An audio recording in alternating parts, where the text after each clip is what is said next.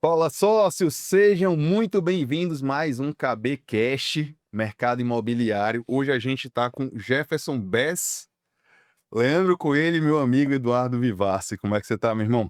Tudo na paz, graças a Deus. Muito obrigado pelo convite. É uma honra estar aqui ao lado de vocês três. São amigos aqui do mercado e estou aqui para contribuir. Que massa. Grande Leandro, se apresente aí para quem não lhe conhece. Rapaz, bom dia a todos, bom dia, Cadu, obrigado pelo convite, Eduardo, a galera, todo mundo que o Eduardo teve a oportunidade aí de mandar um e-mail, cara, quer participar, eu falei, vambora, tô aí, vamos tentar contribuir com alguma coisa, sucesso pra gente. Grande Jefferson. Bom, prazer aqui estar com vocês com essas feras do mercado imobiliário.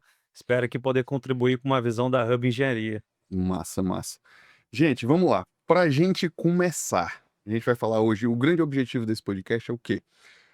Temos corretores, temos donos de imobiliárias, construtores, incorporadores, e é muito de passar a visão, de agregar ao mercado com experiência mesmo. Aqui não tem mimimi, não tem teoria, é muito prático, até o que a gente estava conversando nos bastidores. Vamos lá, no ponto de vista de vocês, gente. Como é que tá o mercado atualmente? Ele tá mais exigente? Ele tá fácil de vender? Tem gente sofrendo venda? Como é que tá isso aí no ponto de vista de vocês? Diz aí, Leandro. Começando de Cara, Tenha vontade. vou falar aqui rapidinho, porque assim, eu que atuo diretamente no mercado econômico, né, acho que é um mercado que tem muita venda culposa, né, aquela que não tem intenção de vender, você vai lá e vende por causa do volume de negócio que gera. Mas o mercado, eu entendo que o mercado está muito aquecido e se a gente for olhar um panorama aí dos últimos 3 anos aí, né, o Ceará lançou 2 bi em 24, 6 bi em 25 e vai lançar 12 bi agora em 26, então, em todos os segmentos, né, então a gente entende que tá pujante, tá alavancado mesmo e a gente espera que isso aí não pare, porque a gente precisa. Mas eu quero entender também um pouquinho dos outros mercados aí, o Eduardo que trabalha com outras coisas, o Jefferson também, eu vim para aprender. Massa, massa. Eduardo, assim, tu é muito mais alto padrão, médio e alto padrão, com foco maior no Eusébio. Sim. O que que você tem visto lá em relação ao mercado em si? O Eusébio está passando por uma transformação, está deixando de ser uma cidade dormitório para ser uma cidade realmente que tem todos os serviços. Eh, os apartamentos, né, as grandes, são mais de 2.500 unidades lançadas, sendo construídas e sendo entregues nos próximos 2 anos. Então, isso vai trazer muito, muito serviço para shopping centers, para comércio, escola, gastronomia. Então, o Eusébio está passando por transformação e a gente, por já estar como líder de vendas do Eusébio, a gente quer fixar mais ainda e aproveitar todo esse crescimento que a gente tem certeza que vai ter nos próximos 10 anos. Jefferson, tu já tem uma visão mais de construtor, mais de incorporador. Como é que tem sido essa tua visão investindo lá no Eusébio já para construir, cara? Vamos lá, eu acho, respondendo a E o primeira mercado pergunta, como um todo. eu acho que o mercado imobiliário do Ceará está numa ebulição. E a gente tem múltiplas realidades aqui dentro do estado. A gente tem a capital, que dentro da capital tu tem a Dubai do Nordeste, que é beira-mar com punjante, qualquer planta que tu lança, tu vende, independente do valor. Tu tem a moda dos estúdios sendo lançados, a rede da linha econômica pulverizando todos os bairros da região metropolitana, a própria região metropolitana crescendo. A gente tem e talvez 2 destaques aqui, que é Eusébio, num foco de um público de médio e alto padrão, e ao mesmo tempo Caucaia, num crescimento exponencial, hoje sendo a principal cidade, depois de Fortaleza, que mais tem lançamentos e construções. E ao mesmo tempo que a gente tem o litoral, né, o litoral ele destoa, né, do mercado imobiliário convencional, com grandes lançamentos, seja vindo de Jeri, Preá, Cumbuco, Muito Flecheiras, forte, né? é muito forte. Então a gente tem múltiplas realidades, com muito dinheiro entrando. Hoje, o estado de Ceará é o principal player do Nordeste, o terceiro a nível nacional em termos de venda, então a gente está num poder econômico muito bacana, então é um mercado que está muito pujante hoje em dia. Eu vou acrescentar o que o Eduardo falou, um pouco do Jefferson. A gente tá falando antes também de Eusébio e Caucaia, mas Maracanaú também tá numa expansão gigante. Os consultores olharam para lá, já não tá nem muito fácil de você já adquirir alguma coisa lá para fazer. Se você olhar para Caucaia, o valor do metro quadrado do terreno já tá ficando, É inflacionário. já tá inflacionado, tá inflacionado. Mas o que o Eduardo falou sobre o Eusébio, que é muito interessante, dentro do meu negócio Victa, né, que é o econômico ali, Vou falar desde o Belvedere, que era a linha Vista, que é o top Seu do foco é faixa Minha de trânsito. Casa Minha Vida, Foco né? Minha Casa Minha Vida. É um público migratório. A gente tira gente de Fortaleza inteiro para ir para Eusébio. Não é o público do Eusébio que compra hoje, porque está nessa expansão que o Eduardo falou, do crescimento. O Eusébio, em pouco tempo, né? O IDH do Eusébio já é alto, e em pouco tempo, Maior do estado. o maior do estado, e em pouco tempo, o Eusébio vai ser totalmente dependente. Já vai ter o Acredito público nisso dele mesmo. interno que vai gerar tudo isso que o Eduardo falou, não só na parte residencial, como comercial e outras coisas também, né? Então, assim, a gente tem que olhar com muito carinho para essas áreas. Eu, como sou carioca, eu acabei de falar com vocês aqui nos bastidores, eu não vejo muito problema dessa distância. A gente brinca que daqui para Eusébio a gente vai de bicicleta, É, né? Porque pertinho. pra gente é muito longe, mas pra nós que viemos de fora é muito perto. Porque, 20 minutos, mas, poxa, se você for pra atravessar uma ponte de Rio-Niterói, tem 13 quilômetros. Quanto tem É. aqui no Eusébio? Aí em São Paulo é 40 minutos, é um quarteirão. né? Exatamente. Já saí do aeroporto de Congonhas e pra chegar a 7 quilômetros eu demorei 1h20. 7 quilômetros. Então, assim, é muito delícia. E o Eusébio, ele tem algumas questões interessantes que às vezes a gente não se dá conta. Por exemplo, qual é a única cidade do estado do Ceará que tem 4 colégios principais em Fortaleza? É verdade, cara. É Eusébio. É verdade. Qual é a única cidade que tem 2 grandes shoppings? É Eusébio. Então, o Eusébio hoje ele já reuniu as principais infraestruturas que uma classe precisa, né? E aí, colaborando com o que o Coelho falou, a gente vende também, tem um produto no Eusébio que é o Rooftop, é um produto de médio padrão, médio alto padrão, e apesar dos segmentos serem diferentes, o processo migratório é o mesmo. 90% das nossas vendas são de pessoas que saem de Fortaleza e vão procurar o Eusébio. E apesar, talvez, do público ser diferente, eu ouso dizer que o motivo é o mesmo. Né? O preço do metro quadrado que ele compra em Fortaleza, o poder aquisitivo dele aqui é muito menor do que ele compra lá.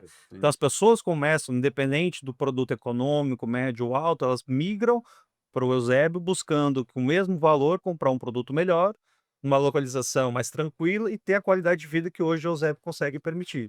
Eusébio ainda tem um vetor de crescimento da cidade Alfa, que é um mundo que está com VGV altíssimo, e ainda tem o suporte do loteamento do Quartier, do Irineu, tem um Topville. Então o Eusébio está crescendo com realmente uma estrutura urbanística realmente acima da média, acima da média. No ponto de vista de vocês, o que está trazendo esse crescimento tão grande para o mercado imobiliário? Seja para o construtor, seja para o dono de imobiliária, o que vocês veem? Porque se a gente for analisar, a economia está um pouco instável, juros está alto, e mesmo assim é um mercado que está extremamente aquecido. Como é que vocês Eu, veem isso? Qual o motivo no ponto de vista de vocês? eu acredito que todo brasileiro quer comprar um imóvel, comprar uma casa. Tem um déficit habitacional Déficit habitacional. Hoje no Brasil nós temos dois grandes problemas, né? Vários, né? Mas dois grandes problemas que é o, que é, que é o déficit habitacional e a parte da infraestrutura saneamento. saneamento básico, né? Então esses dois problemas, sempre o governo eles sempre estarão aportando investimento. Então, Entendi. hoje o nosso mercado ele é aportado pelo recurso FGTS, SBPE, LCI e LCA. Então, eu já estou há mais de 20 anos nesse mercado, já vi alguns problemas que o mercado já teve, mas sempre o país ele dá um jeito de resolver. Eu tenho uma leitura, para responder essa tua pergunta, um pouco mais analítica. E talvez para responder as questões que o Eduardo trouxe, elas são aplicadas a todos os mercados, é um consenso. Mas eu acho que cada nicho de mercado tem sua particularidade que responde à tua pergunta. Se a gente for fazer um recorte da nova moda em Fortaleza, que é os estúdios, o Sim. que justifica os estúdios? Ao meu ponto de vista, 2 critérios. Se a gente for ver o nível de apartamentos em hotéis em Fortaleza, ano após ano ele vem decaindo. Em compensação, ao contrário, o número de short stay vem crescendo. É. Então, a pulverização desse tipo de produto vem muito em função disso, como também alta rentabilidade, né? Na tendência que vai aumentar, porque vai cair mais imóveis e outra coisa, parece ter uma lei que está para ser votada, que não é todo condomínio que vai poder absorver a Exato. BNB. Eusébio é o que a gente já falou, efeito migratório, custo-benefício. O litoral, ele se coloca como um paraíso para as pessoas do eixo sudeste, sul, E que de fato né? e principalmente do exterior. A gente também tem um produto no Cumbuco, que é o Wave Cumbuco, 90% das nossas vendas foi para o estrangeiro.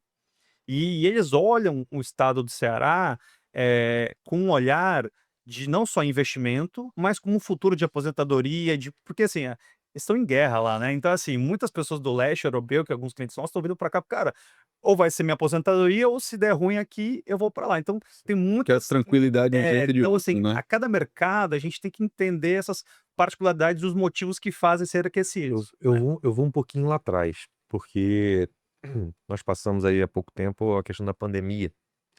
O Nordeste habitacional, o Nordeste, ele é gritante, né? O maior do Brasil hoje, o Nordeste tá em todos os tops aí, apesar das grandes capitais, o Nordeste, ele tá, mas vou lá atrás.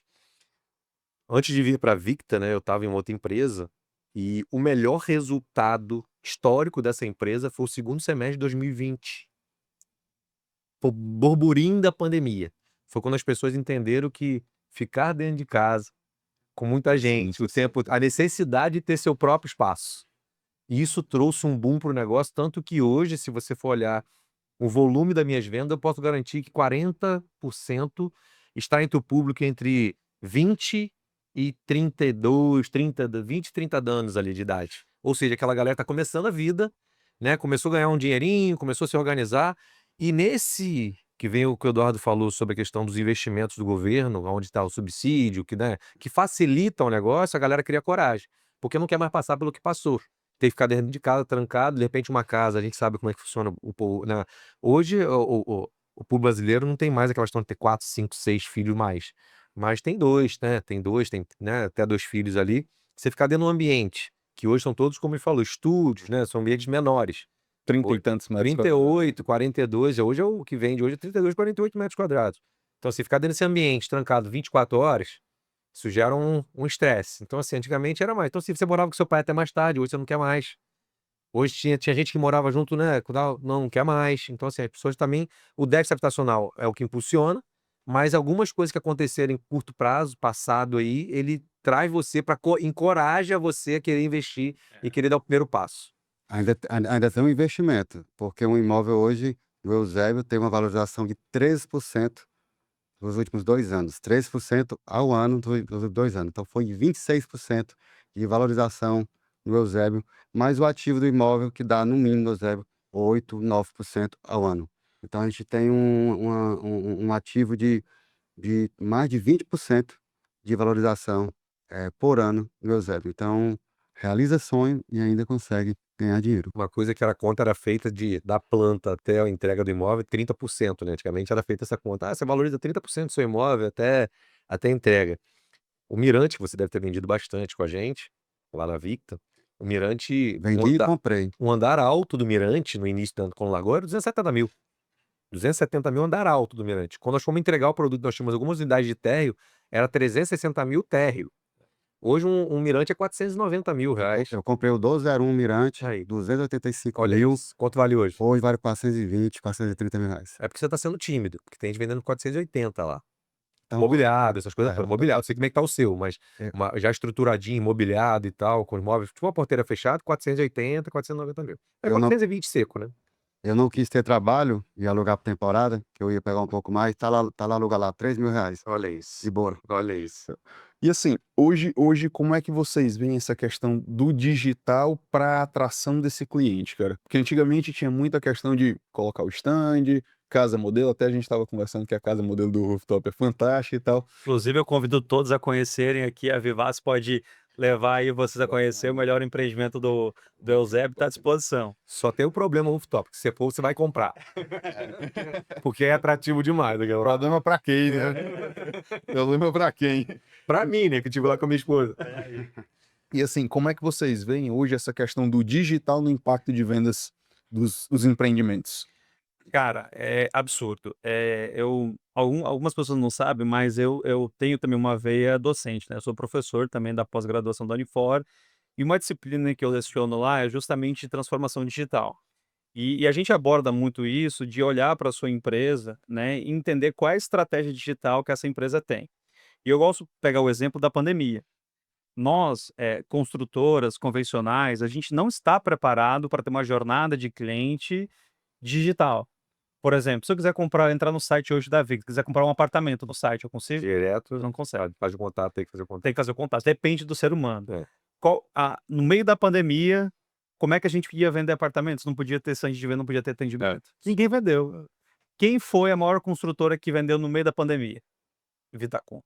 O maior lançamento de vendas na história dela foi no auge da pandemia. Por quê? Porque era a única construtora que tinha um processo de jornada de venda altamente digitalizado. Então, isso é uma reflexão para nós, incorporadores e mercado imobiliário, de pensar jornadas para o cliente que permitam isso. E até um outro exemplo de digitalização, estava comentando aqui antes, eu perdi uma venda no Wave, porque que o cliente queria comprar comigo, mas queria me pagar em Bitcoin. E a minha construtora não estava apta a receber Bitcoin. Então isso nos traz reflexões de que se eu tenho um produto que tem uma vocação por um determinado tipo de cliente, quais são as iniciativas que eu tenho que estar preparado para quando o cliente vir, eu não jogo ele para fora e absorver, né? Então acho que a gente tem que olhar muito para esse tipo de mercado. Perfeito. A digitalização, ela é inevitável em todos os setores. Tipo assim, você pega uma empresa igual a Victor, né, que teve um crescimento aí, tá crescendo 100% por ano. Você dobra o resultado todo ano. Se você, aí a venda faz a venda, mas se os outros setores não estiverem acompanhando, e você sabe que vender 10 é uma coisa, vender 50 é outra. Gera um trabalho gigante. E você não tem como você aumentar o seu quadro, né? Não tá em escala. Criar escala. Você não pode aumentar 5 vezes a venda e aumentar 5 vezes o número de pessoas para fazer, senão você não aguenta. Então, assim, a digitalização, a questão, isso aí, com certeza, é tela. Mas falando de venda, eu acho que a gente tá engatinhando ainda. Muitas empresas estão engatinhando ainda, porque existem modos operantes para venda online que muita gente ainda não se atentou ou não conseguiu ainda implementar. Porque para a gente, assim, a gente tem hoje, acabei de comentar, eu tive uma captação de volume de leads ano passado que era impossível de eu Consigo atender, processar. processar. Quando o follow-up era ruim, não tinha um acompanhamento que você conseguisse suprir aquela demanda. O que acontece isso? Transborda. Aí você começa a criar, né? Você faz o bolo e ele começa a transbordar pela ponta aqui e você não consegue aproveitar aquelas ali. Então a gente teve um problema no ano passado, onde o nosso resultado foi considerado um resultado excelente, mas a gente entendeu que poderia ter sido muito mais. Não que a gente não tenha feito, porque a gente fez junto ao mercado, mas isso, uma venda interna pra gente, ela sai muito mais barata. Que seria melhor, né? O CAC seria melhor, exatamente. Então, assim, a gente tá ainda ajustando. A Victor é uma empresa de só 10 anos, né? Apesar do grupo Diagonal ter 45, a Diagonal ter 45 e o grupo Diagonal ter 2, a Victor tem 10. 10 para uma incorporadora nesse tamanho é muito pouco tempo. Muito pouco tempo. É uma Crescimento exponencial, né? crescimento exponencial. Você sai de uma empresa que vendia 110 milhões em 23 e para uma empresa que vendeu os 500 milhões em 25. E eu não vou nem falar aqui o desse ano, porque vou falar porque vai ser público, né? A gente pretende vender 1 bi esse ano. E assim, a gente tem material para isso, a gente tem lançamento para isso. A gente lança esse ano 800 milhões e nós tínhamos um estoque de 400 milhões. Então, assim, a gente tem uma proposta esse ano. Aí você vem falar como é que tá o mercado. O mercado tá aquecidíssimo e quem tiver na frente vai aproveitar. Só que nós temos outros players que estão muito experientes, são muito, né? São mercados nacionais. E a gente tem que, assim, mas por ser 100% cearense, por ter tudo, tem algumas coisas que a gente traz, que a gente faz pensando no cearense. Se olhar o tipo de produto que a gente vende produto econômico com qualidade diagonal. Exato. A gente vende produto Que é um diferencial absurdo no teu segmento.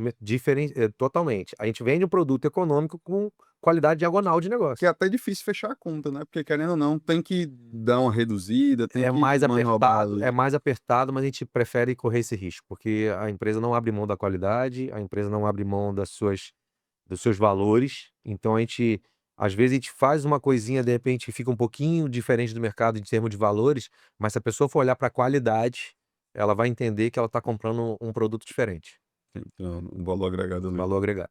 O digital, para mim, ele realmente. Eu estou no mercado há 25 anos, então eu sou do tempo já de stand de vendas, de jornal, né? Comprava folha de jornal, né? Anúncios, Página amarela. pegava o listel, ficava ligando de feito doido para os clientes. Então, eu estava conversando com um corretor, que eu acho uma referência, que não entrou no digital, que ele estava reclamando das vendas. Então ele tinha, nos últimos 3 meses, tinha feito uma venda. Eu perguntei, amigo, você atendeu quantos clientes? 10. Tua performance está incrível. 10%. Certo. Eu vou te dizer a performance do meu melhor corretor, Sérgio Ramos, mandar um abraço aqui para ele, tá? Ele Acho atende, que é muito. ele atende Aqui. 300 leads para fazer 3 vendas.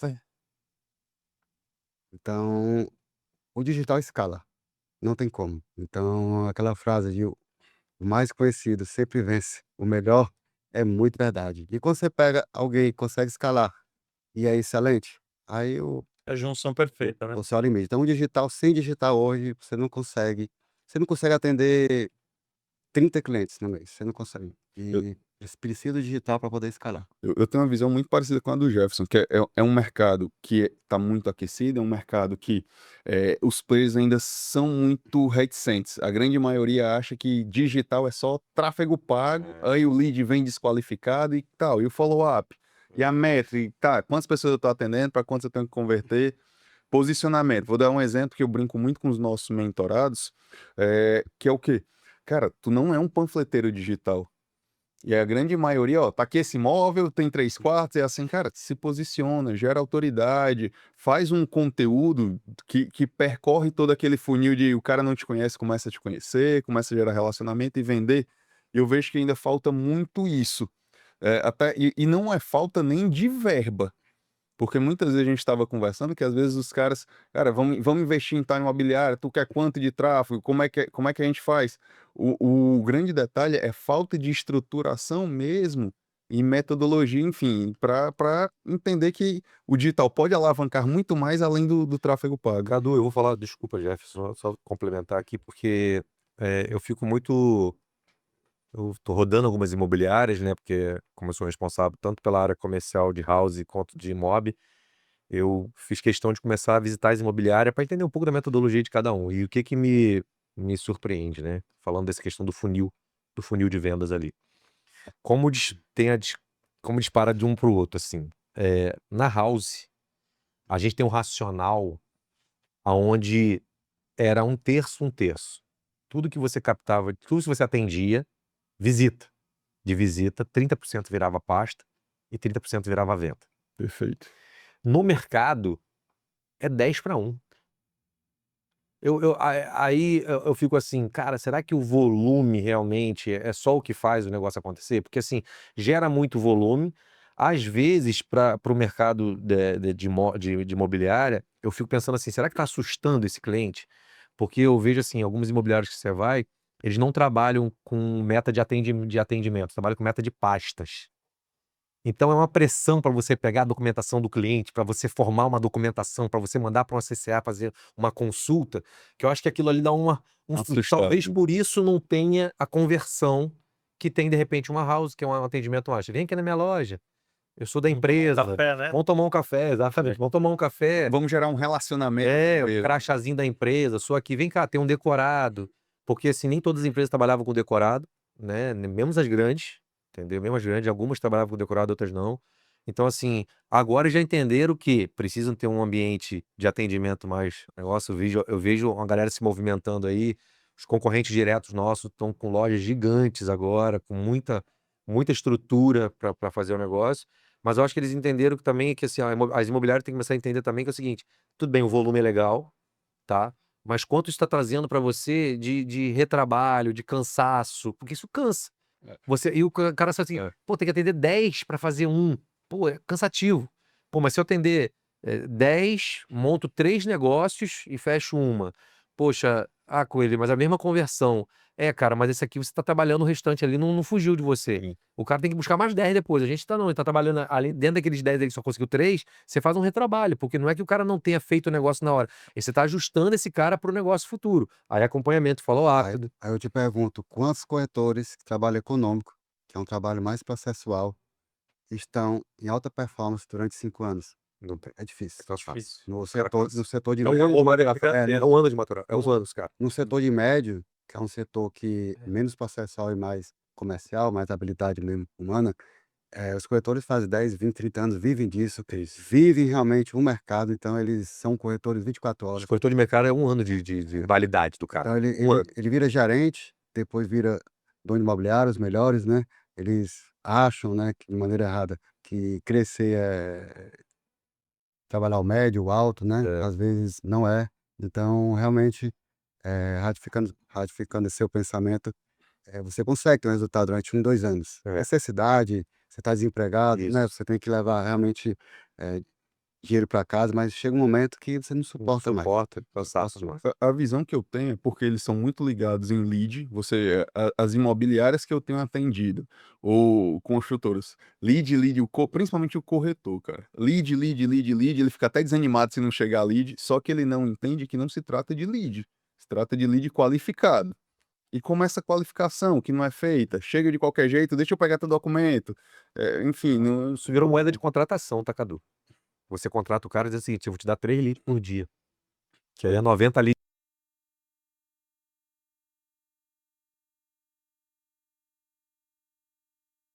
Para montar uma house, igual nós estamos montando na Victa, no primeiro momento você tem que fazer recrutamento, né? Esse cara tá na sala, levantou a mão, você vem que a gente treina você aqui dentro. Chega uma hora que você monta uma equipe um pouco mais já ajustada, aí você tem que começar a fazer seleção. Porque senão, se você botar qualquer pessoa para dentro também, você queima as outras que estão ali começa dentro. a atrapalhar Começa a atrapalhar o fluxo. Então, a gente tá no nível hoje de fazer contratação, tá? Eu já não tenho mais aquela ansiedade de ter que colocar tantas pessoas para dentro, porque eu tenho uma equipe já hoje que, dentro do meu ver, ela tá azeitada porque eu tô conseguindo fazer 45% de produção mês. Assim, a gente tem a premissa do seguinte: meia venda por mês. Pô, meia venda por mês? Vai dividir? Não, não. O cara faz uma venda um mês sim, um mês não. Então eu quero que esse cara venda todos os meses, mas se ele tiver meia venda por mês, já mim já é um número satisfatório inicialmente, tá pra bacana. ele também tá bacana. Pra ele também tá bacana. Mas assim, eu tenho uma intenção de fazer essa house performar 60% dela performar todos os meses. Que aí eu chego na minha excelência.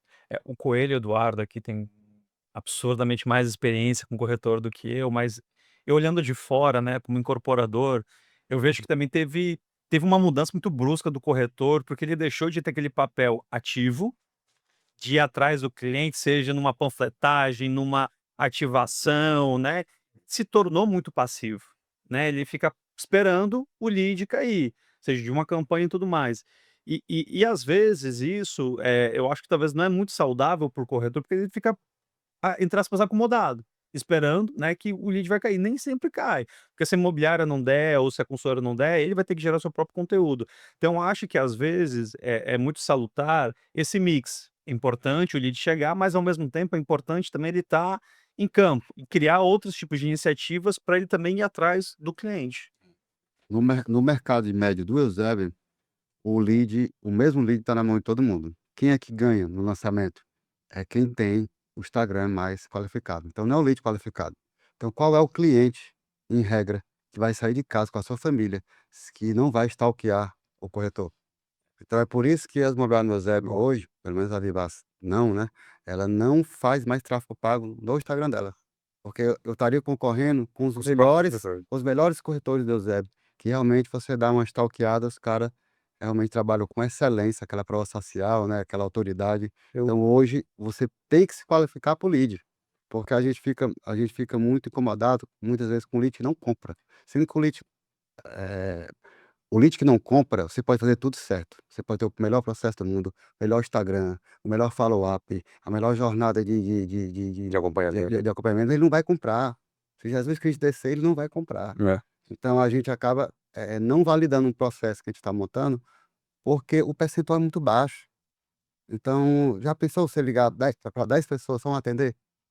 Poxa, é pouco. É não, porque com 300 leads não são 10, São 30. são 30. E 30 tu vai colocar 15 à mesa. Desses 15 vai vender 2, 3. Então, se a gente não tiver dados, a gente realmente fica sempre na emoção, na tristeza, na alegria, e acaba sendo levado por isso. Essa evolução, Eduardo, que você falou, eu vou falar só um pouquinho rápido aqui para não tomar muito tempo da gestão, né? Eu nesse treinamento que eu bato papo com a galera, eu falo muito sobre essa questão do direcionamento da gestão, tá? Eu, como gestor, eu tinha muita a visão de entender quem era o cara que trabalhava comigo dentro da minha equipe. Eu nunca quis ter uma equipe de 20, 30. Minha equipe era 10, 12 pessoas, que é onde eu consigo comandar. E quando eu estava apertando, eu selecionava um que era mais experiente para me ajudar nesse processo. Mas o que que acontecia? Se dentro de uma pizza eu tivesse que determinar o seguinte: Coelho, onde você tem mais aptidão? Você é melhor no telefone, você é melhor na mídia social, você é melhor na ação de rua? Pô, o Coelho é melhor no telefone. 50% do meu tempo eu tinha que gastar no telefone. Eu não podia deixar de fazer a mídia social, nem deixar de fazer o meu PAP. Mas eu não era onde eu tinha qualidade para o negócio, não era onde ia ter mais efetividade no meu trabalho. Hoje o que afeta é a generalização. É você achar que todo mundo vai poder ligar e vai conseguir ter o mesmo resultado de todo mundo. É você mandar o cara fazer uma mídia social, um vai ficar maravilhoso, outro vai ficar paia. Então, assim, hoje, o gestor que não é preparado, que eu tô rodando, eu rodo. A gente vê muita gente que, assim, tem capacidade, mas não tá preparado. E tá numa função que ele vai desanimar, em pouco tempo. Porque ele não tá preparado, o resultado não chega. Aí é o seguinte, hoje você consegue contratar um gerente no mercado mais, do mercado imobiliário. O cara quer ser viabilizador ou ele quer ser coordenador de produto? Porque ele acha que é mais fácil. Porque gerente é o quê? Vai dar trabalho para ele, tem que dar uma conta de gente, tem que fazer o cara andar. Quer dizer, sabe por quê? Mas é porque gerou um susto no mercado, porque estavam colocando qualquer pessoa. Esse cara não quer voltar, tá traumatizado. Então, assim, você entender quem é o cara. Eu sou um cara que sempre quis criar sucessores. Quando você falou para mim aqui, eu falei, pô, eu tomava conta de 5 estados. Não era eu que tomava conta de 5 estados. Eu tinha pessoas que eu formei, que eu coloquei em vários lugares que me davam suporte para poder estar tranquilidade. Minha parte era estratégica, minha parte era criar ideias para o negócio andar. Mas quem capitaneava na ponta eram outras pessoas. Então, assim, quando você consegue criar sucessores, você faz a equipe forte. Pô, Coelho, você chegou aqui, o negócio era assim, agora esse negócio tá assado. Não, cara, não fui eu. Foram as pessoas que estão comigo. Eu trabalho com pessoas, eu trabalho por pessoas. Isso já me foi perguntado por donos de grandes corporadoras. Cara, como é que você consegue fazer isso, isso, isso? Eu falei, cara, não sou eu que faço. Eu crio gente que me ajuda a fazer. Porque assim, meu foco principal dentro do negócio é criar gente. É fazer profissionais. É isso que eu viso. Eu não sou o cara mais técnico, talvez não seja o cara mais organizado, porque eu tenho essa consciência. Agora tem gente que acha que só porque que é líder é o top. Não, cara, eu tenho vários defeitos. E quando eu reconheço isso, eu cresço. Porque eu trago pessoas pra perto de mim que suprem a minha deficiência. Agora os outros estão achando que é autossuficiente, centralizador. Eu sou zero centralizador. Eu sou um cara de falar o seguinte, cara, isso aqui é nossa responsabilidade, isso aqui é minha, isso aqui é sua, vamos junto. Deu ruim, tamo junto. Deu bom, tamo junto também. Uma Então, parceria, né? parceria, exatamente.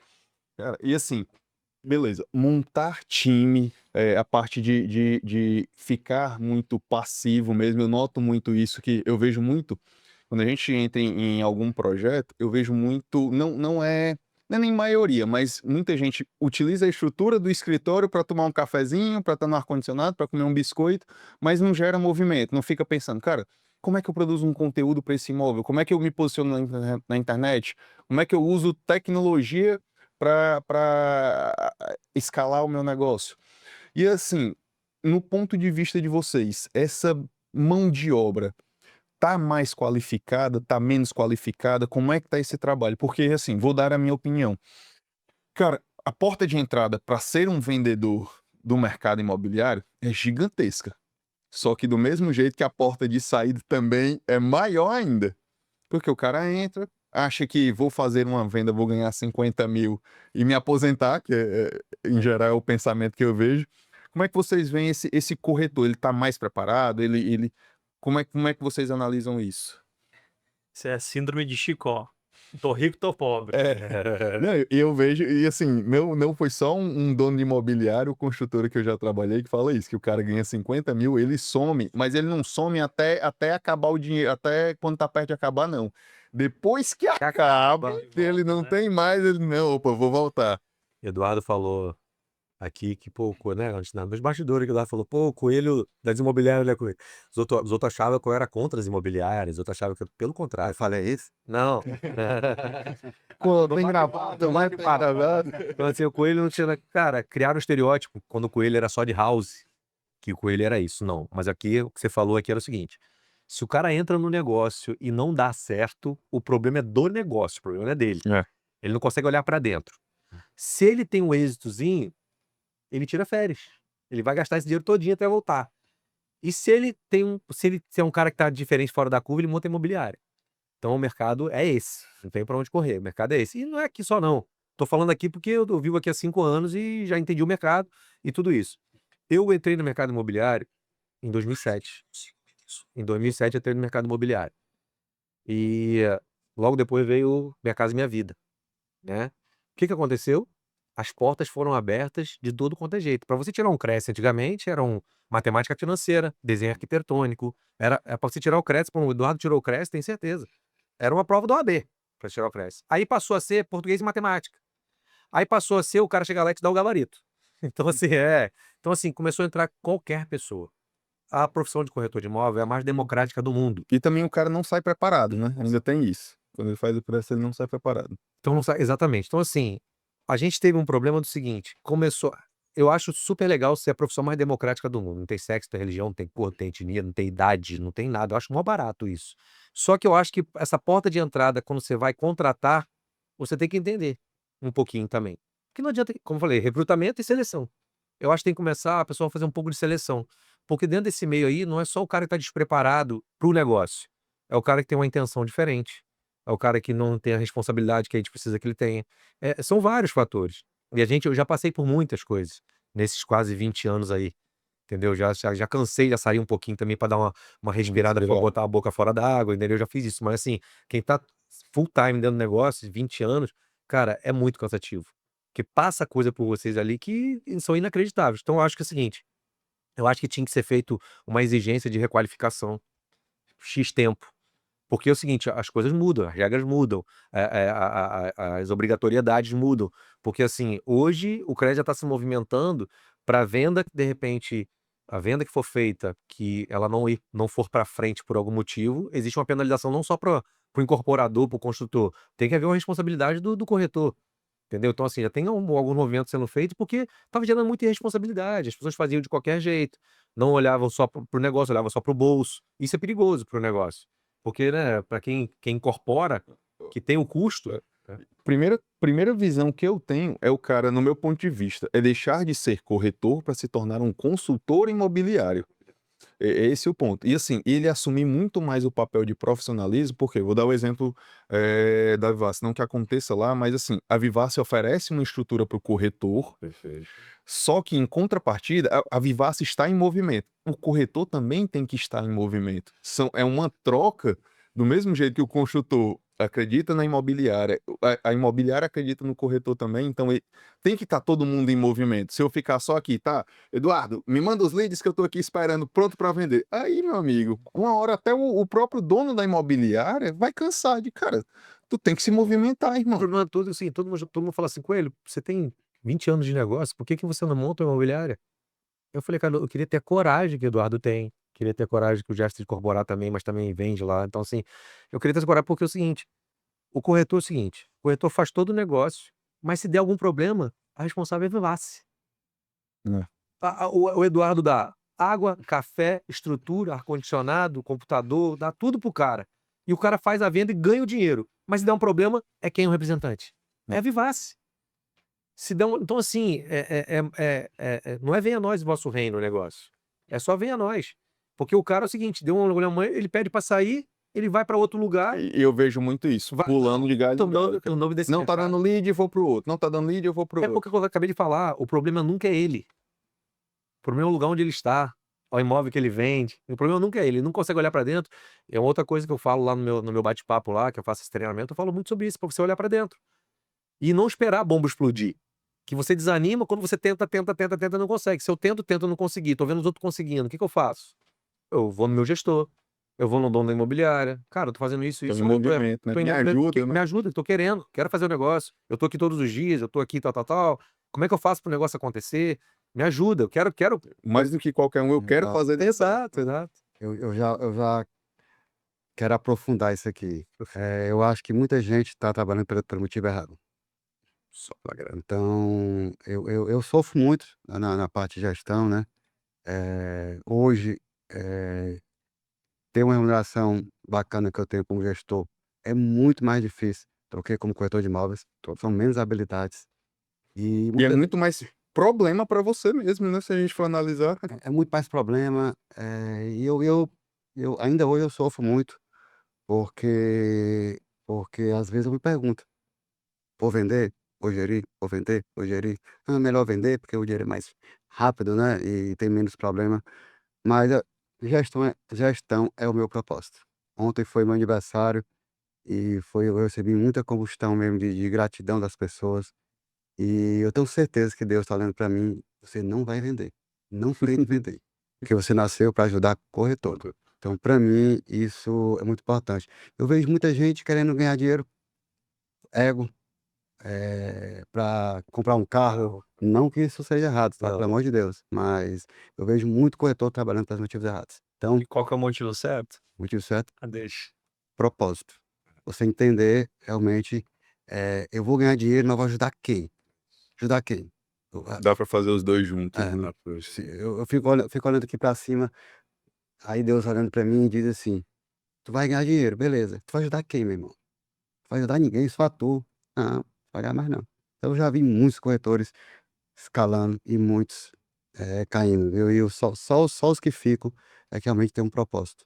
E outra, né, Eduardo, a palavra propósito, às vezes, ela é muito bonita, muito em voga, né, mas eu acho que nos tempos nebulosos, é esse propósito que sustenta a pessoa, a não desistir, a não sair da trilha. Acho que é muito importante a gente ter esse propósito muito claro e enraizado dentro da nossa pessoa. Foi o meu caso, eu me senti ingrato, eu me senti uma pessoa que eu me senti ingrato, né, porque ano passado, talvez o segundo semestre, eu ganhei 30% a menos do que eu estava acostumado a ganhar, sendo que esse 30% era uma vez e meia que eu precisava para viver.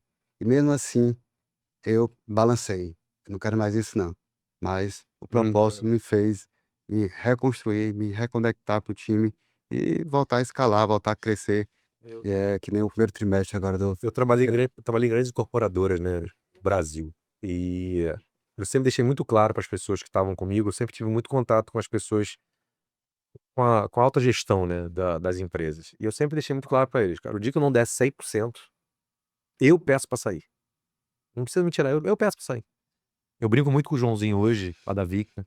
É um cara extremamente inconformado, porque ele sempre acha que pode ser melhor e isso te dá um gás gigante. Isso te estimula todos os dias. E eu já falei isso pra ele. Falei, cara, você é um cara.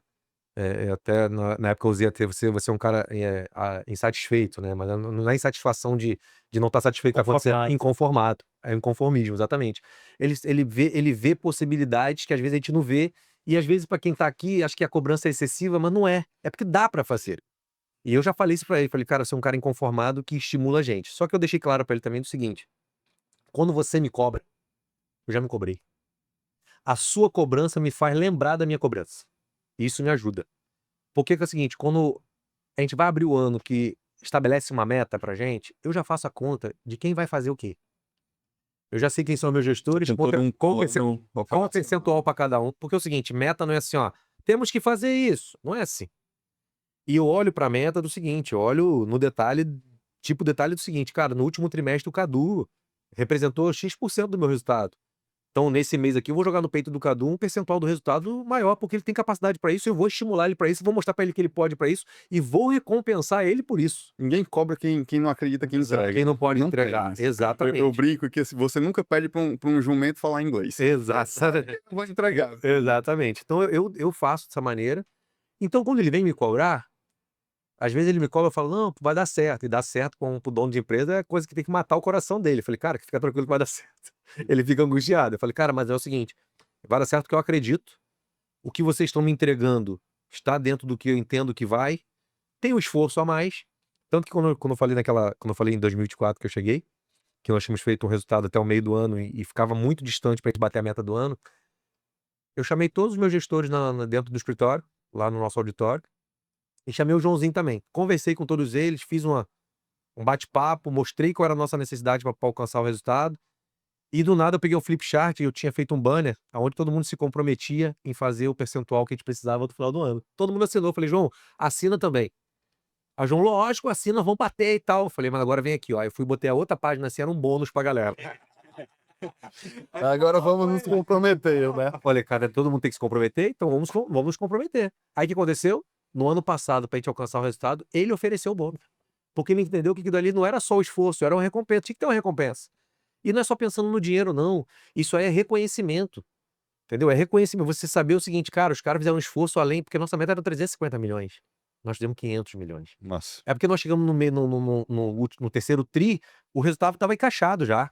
Pô, dá pra fazer mais. O que que aconteceria se não tivesse esse plus, esse incentivo? Não, já batemos, pô. Vamos aqui. A Ó, gente já vou entregou. visitar minha mãe no interior, eu vou pro Rio visitar meus filhos. Mas não aconteceu isso. A galera ficou ali até o último dia e nós batemos no dia 6 de janeiro, batemos em 500 milhões. Entendeu? Então, 504 milhões, pra ser mais exato. Então, assim, tudo tem o negócio, mas tem que ser uma coisa espontânea. Não pode ser uma coisa obrigatória. Tem que ser uma coisa assim, pô, por reconhecimento. O que a empresa fez por mim esse ano, eu não vou esquecer nunca, cara. Assim, no meet de lançamento de campanha do ano, eles trouxeram minha família inteira. Trouxeram meus filhos, surpresa, assim, cara, aquilo ali, para um profissional, não é, grana, não é como o Eduardo falou, é propósito. Entendeu? A empresa reconheceu e me fez uma surpresa que eu jamais esperava. E aquilo ali foi um nível de emoção, um nível de reconhecimento que, assim, eu sou um cara que dívida de gratidão pra mim não existe. Mas, cara, gratidão é uma parada que eu tenho com todas as pessoas que passaram na minha vida. Honrar, Eu né? cito gestores que tiveram comigo há 15 anos atrás, porque foram pessoas que acrescentaram na minha vida, me deram isso aí, porque eu entrei na gestão de forma muito jogada, assim. Eu não tinha um preparo para ser gestor. Eu aprendi a ser gestor.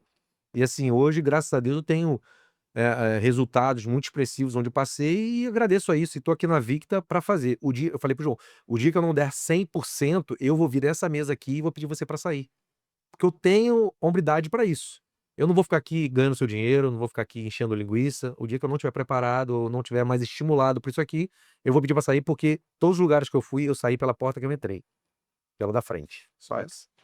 No ponto de vista de vocês, porque uma coisa que eu vejo é o seguinte: a gente, quando entra para trabalhar em algum projeto, trazendo digital, trazendo inteligência artificial, seja para construtora, imobiliária, enfim, o que eu vejo muitas vezes é que, eu até brinco, de um lado, a profissão do corretor, ela dá muita liberdade, só que não é para todo mundo.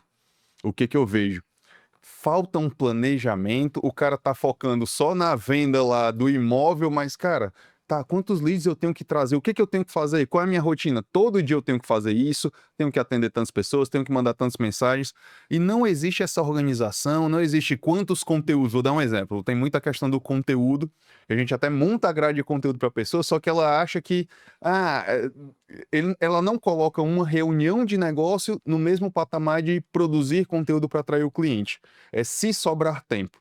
Aí, no ponto de vista de vocês, falta organização desse cara, falta planejamento, falta execução. O que que vocês veem para ter sucesso na área? É perfil de comportamento. Geralmente, normalmente um corretor de médio padrão, de altíssima performance, ele tem, um lado muito baixo do lado analítico.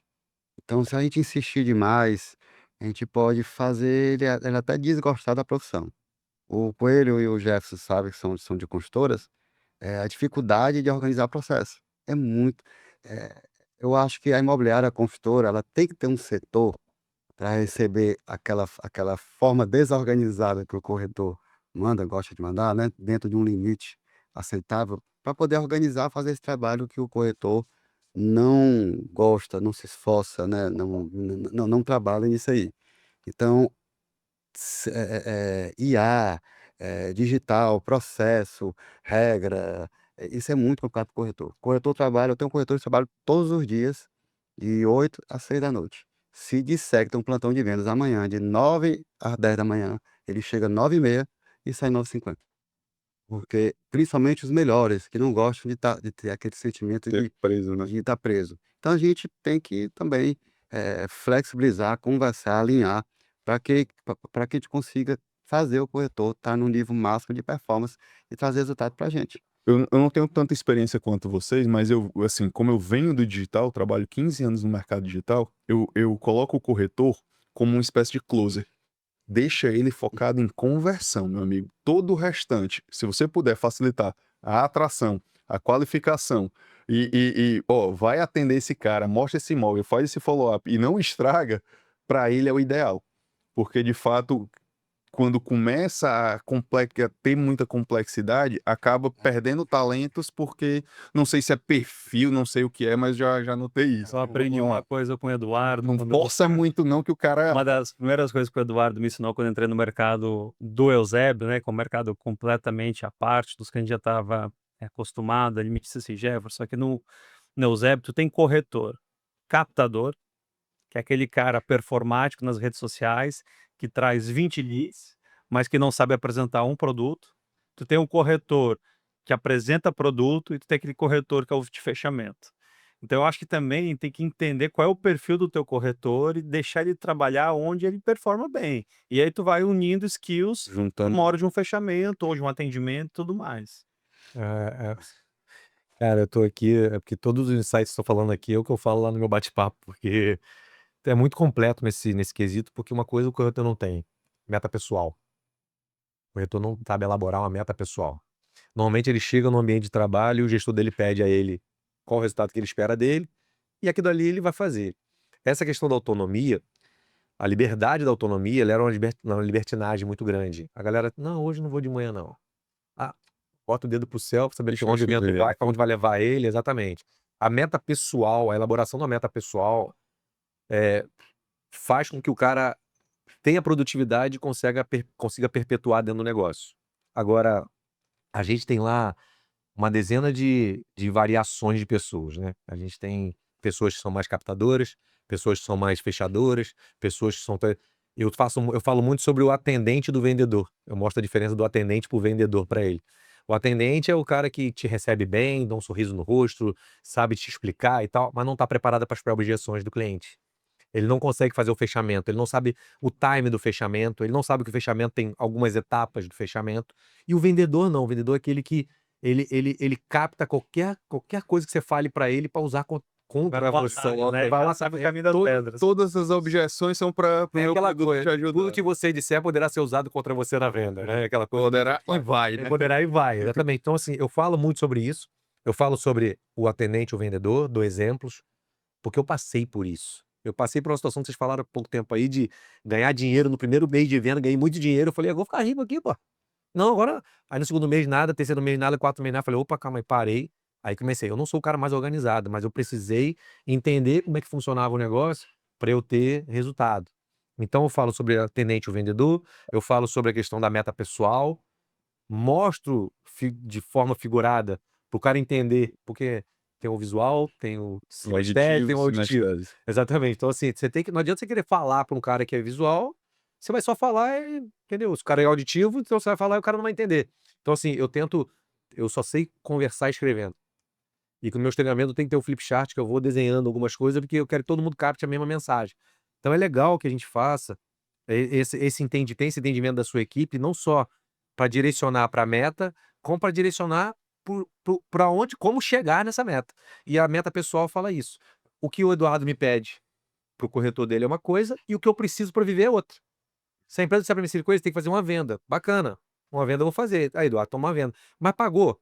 Vou conseguir viver com a qualidade que eu preciso viver, vou conseguir dar para os meus filhos, para minha esposa. Eu vou levar minha esposa no self-service no final de semana, ou vou levar ela para um restaurante. Eu vou levar ela para Quixadá para viajar, ou vou levar ela para a Europa. Então eu tenho que entender qual é o meu propósito. Porque é muito bonitinho. A minha meta pessoal. Assim, eu concordo 1000% com o que o Eduardo falou. Tem gente que pensa só no dinheiro.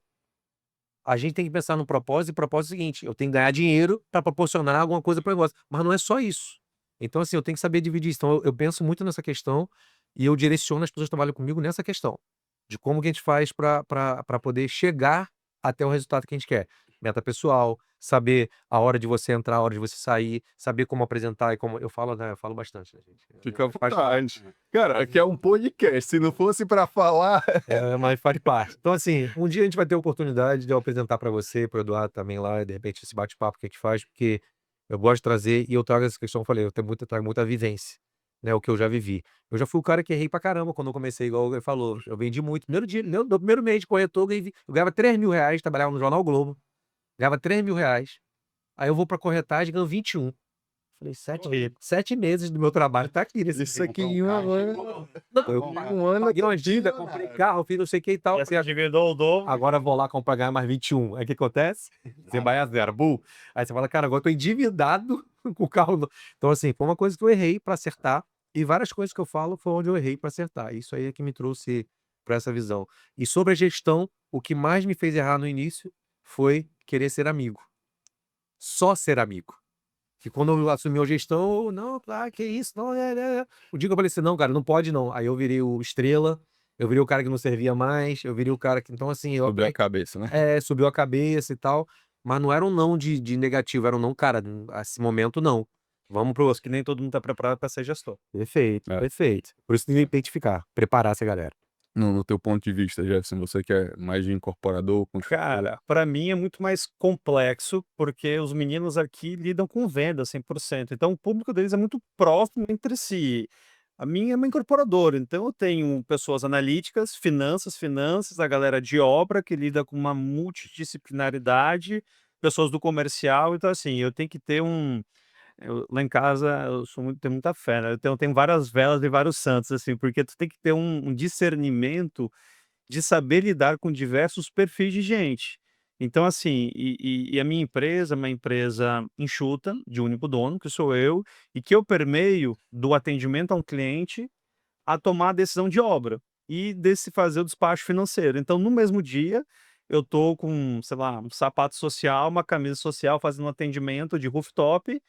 Depois o cliente vai embora, eu vou pro meu carro, boto minha botina, vou pro chão de obra, lidar com problemas operacionais e de técnicos, e depois eu vou pro escritório fazer um fechamento financeiro e depois reunião de marketing. Então, assim, a incorporadora, ela te permite essa multidisciplinaridade, né?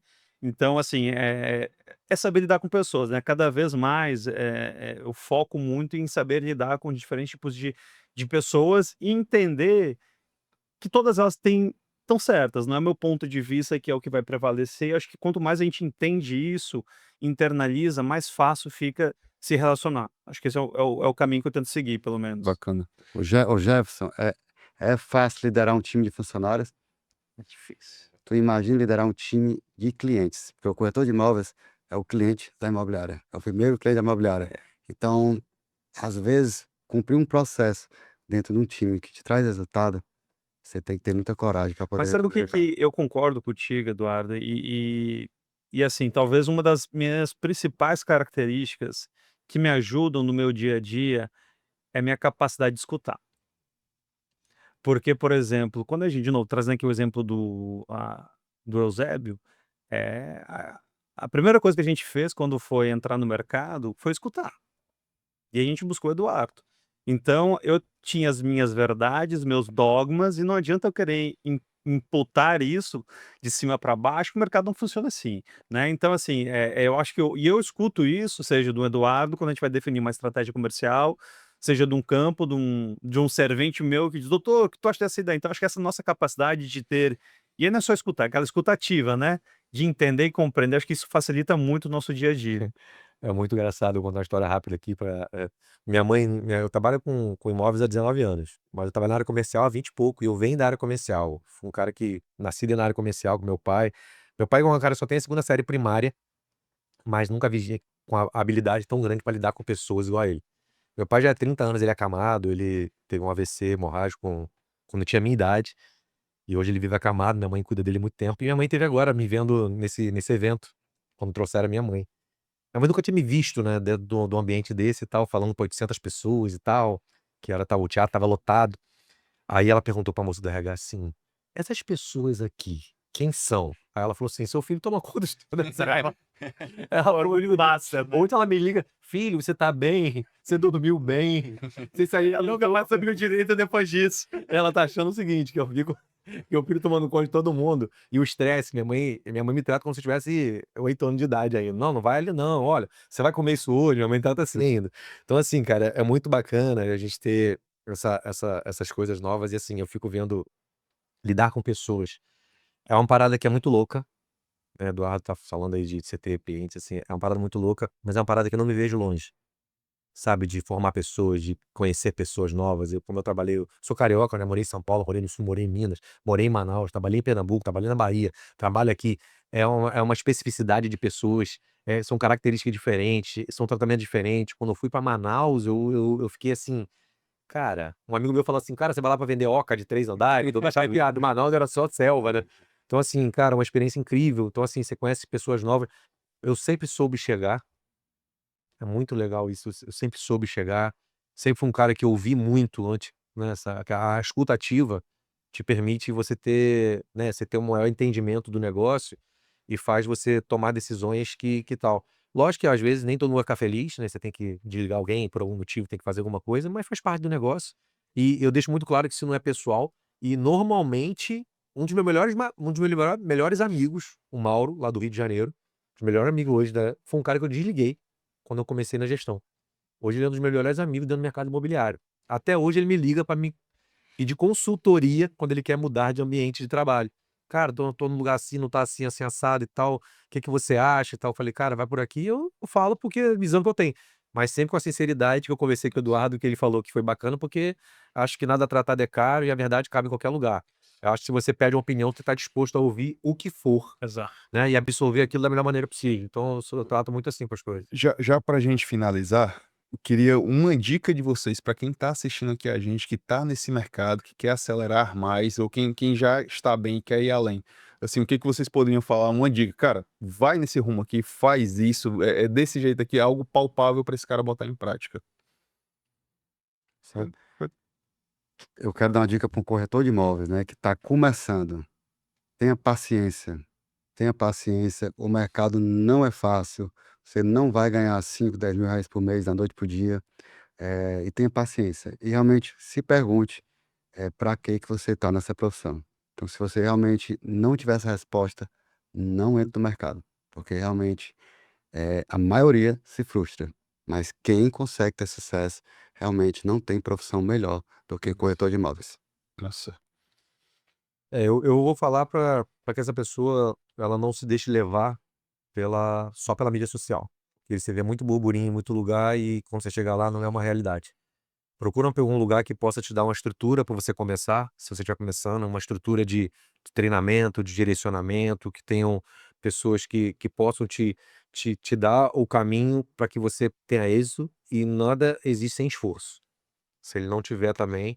E uma coisa que é legal, se você tiver num ambiente desse, não se deixe levar porque um tá fazendo e você não tá fazendo. Cada um tem um tempo. A maturação, ela não é igual para todo mundo. Então, assim, tenham paciência, como foi dito pelo Eduardo, tenham resiliência para você continuar fazendo negócio, se você entender aquilo ali, e criem metas pessoais. Se você não entrar com uma meta pessoal, se você não tiver mais assiduidade, se você não tiver mais presença, se você não tiver mais foco, você não vai. Eu indico um livro para todo mundo, que é A Única Coisa, que fala sobre foco. Eu gostei, eu indico Bom. esse livro para todo mundo, porque é um livro muito curto, muito pequeno, fácil de ler, fácil de leitura, te dá um direcionamento gigante e te mostra o caminho para você ter êxito em vários aspectos. Não só no profissional, não, no pessoal também. Então, fica aí minha dica e sucesso para quem estiver entrando, que o mercado é difícil, mas é bom. Bacana, bacana. Seguindo a trilha aqui, né, do início, meio e fim, eu acho que talvez assim, um ponto importante, né, não esqueça da base. O corretor ele vai entrar, vai sofrer, vai passar esse processo que o Eduardo falou que colheu também, e ele vai chegar no topo. Mas quando chegar no topo, não se esqueça das suas origens, dos seus aprendizados, seja humano, trate bem as pessoas, não se ache a última Coca-Cola do deserto, né? Eu acho que isso que faz com que ele permaneça do topo. Chegar no top 3, o topo não digo que é fácil, mas é mais fácil Eu fui permanecer. exato, permanecer é mais difícil. Eu acho que mantenha as bases das suas origens, que isso vai lhe dar uma longa trajetória no time de elite. Bacana, bacana. Gratidão, com certeza. Gente, estamos encerrando. Primeiro, onde é que a gente encontra vocês? O Instagram de cada um aqui para vocês. Cara, Hub Engenharia, hub.eng nas redes sociais, e nosso escritório fica aqui na Dom Luiz, e quem quiser conhecer nossos produtos aqui pode procurar Eduardo da Vivaz, que vai Bacana, poder oferecer aí tanto rooftop como wave com buco.